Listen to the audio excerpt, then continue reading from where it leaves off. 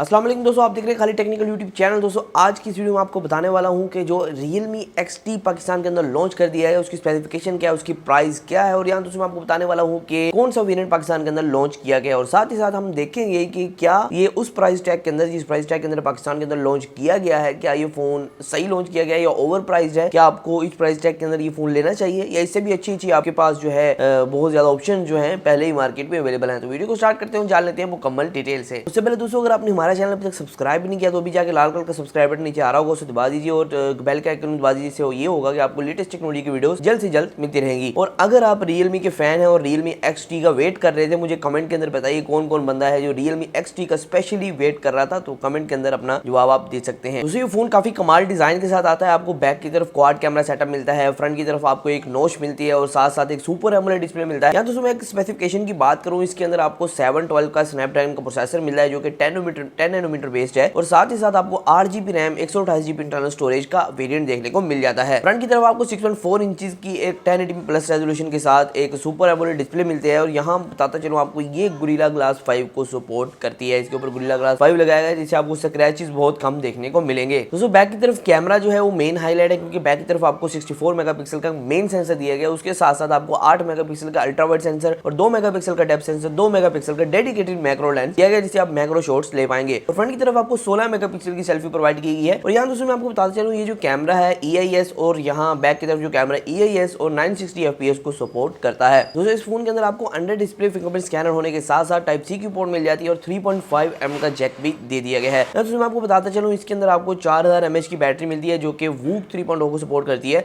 मतलब कि 20 वाट का फास्ट चार्जर जिससे आप इस बैटरी को चार्ज कर पाएंगे। यहाँ दोस्तों इस फोन को लॉन्च कर दिया गया है 55,000 के अंदर पाकिस्तान के अंदर, तो कल ही लॉन्च किया गया इसे 55,000 के अंदर। तो फोन काफी रीजनेबल प्राइस के अंदर आया। जो इसके अंदर फीचर्स हैं और जो मतलब कि आप देख सकते हैं जो इसके अंदर फीचर्स हैं उसके लिहाज से देखा जाए तो फोन काफी रीजनेबल प्राइस के साथ है। लेकिन अगर फोन थोड़ा सा और सस्ता आ जाता तो ज्यादा मार्केट के अंदर अपनी वैल्यू और मार्केट के अंदर जरा कंपटीशन तगड़ा हो सकता था, क्योंकि यहाँ रेडमी की तरफ से कुछ फोन हैं और बहुत से फोन आ चुके हैं मार्केट के अंदर जो कि कम पैसे के अंदर आपको बहुत अच्छी चीजें प्रोवाइड करते हैं। तो इस लिहाज से अगर देखा जाए तो फोन जो है थोड़ा सा प्राइस में ज्यादा है, लेकिन फिर भी अगर देखा जाए फीचर्स के लिहाज से कि फीचर्स कौन से कमाल है, तो ये फोन काफी रीजनेबल प्राइस के साथ आया और यहाँ दोस्तों काफी कमाल का फोन है। तो आज की वीडियो में सिर्फ इतना ही था। फिर माजूम नई वीडियो के साथ इस तरह के वीडियोस के लिए हमारे चैनल को सब्सक्राइब कर सकते हैं, घंटी दबा सकते हैं। तो आज की वीडियो में सिर्फ इतना ही, फिर माजूम नई वीडियो के साथ। अल्लाह हाफिज़।